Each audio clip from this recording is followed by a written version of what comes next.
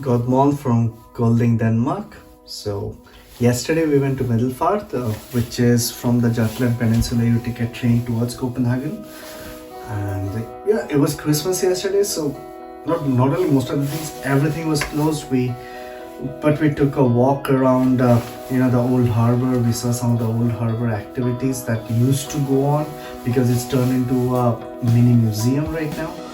And we had a coffee in one of the only cafes which was open, which is inside a cinema hall. And we tried to experience a hookah on a Christmas day when everything was closed.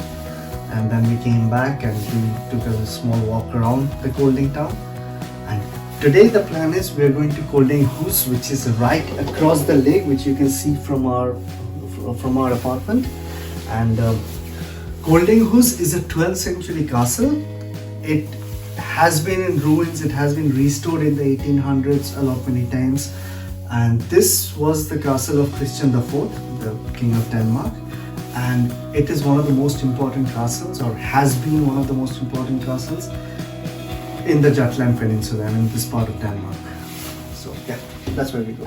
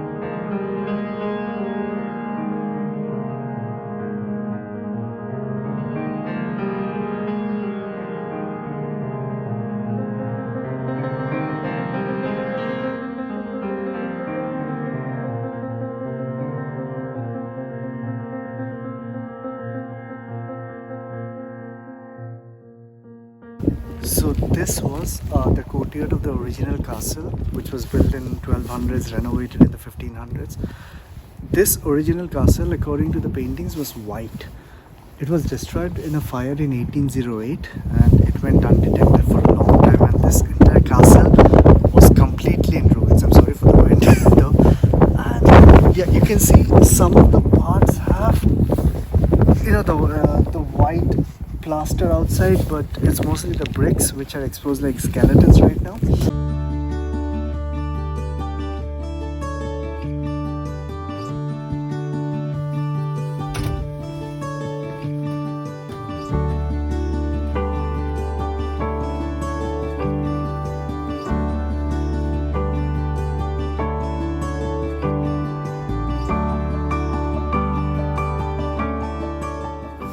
So these were the part of the original walls which survived after the fire, and these are the reconstruction of what this place looked like before the fire.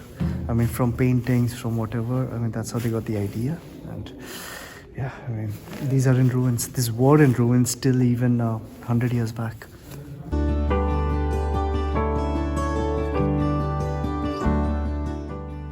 The Royal Castle, which functions as a museum now, was a great way for us to experience and learn about the history, culture, and values of this beautiful country. The well-preserved paintings, furniture, ceramics gave us a glimpse of life in the past and a perspective of country's rich heritage.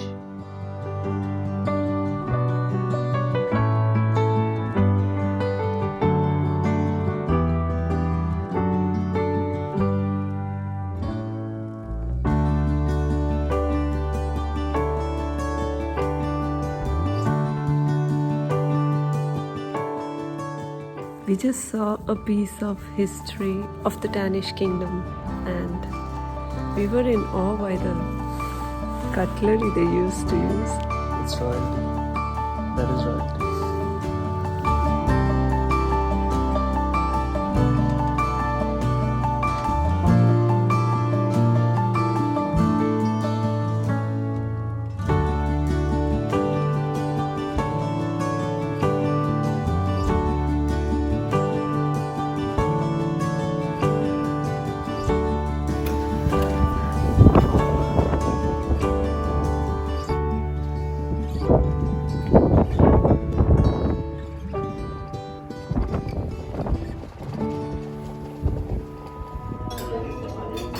and we could not have asked for a better way to end this tour.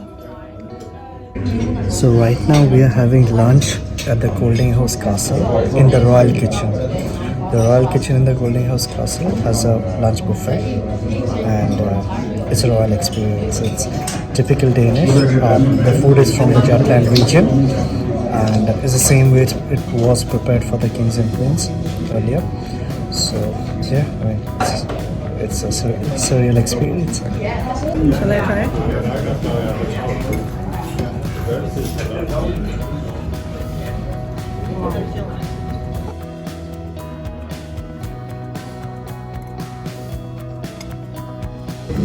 So this is a herring fish, which is very common in this part of the world. So the tradition goes back to the Viking times.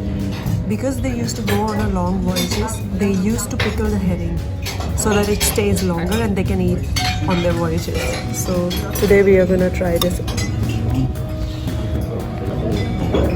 Wow. Wow. Really good.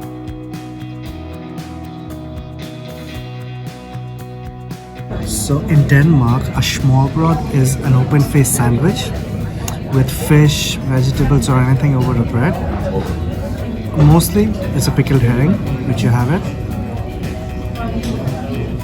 And along with that, you have an akvavit. An akvavit is a snaps. Skål.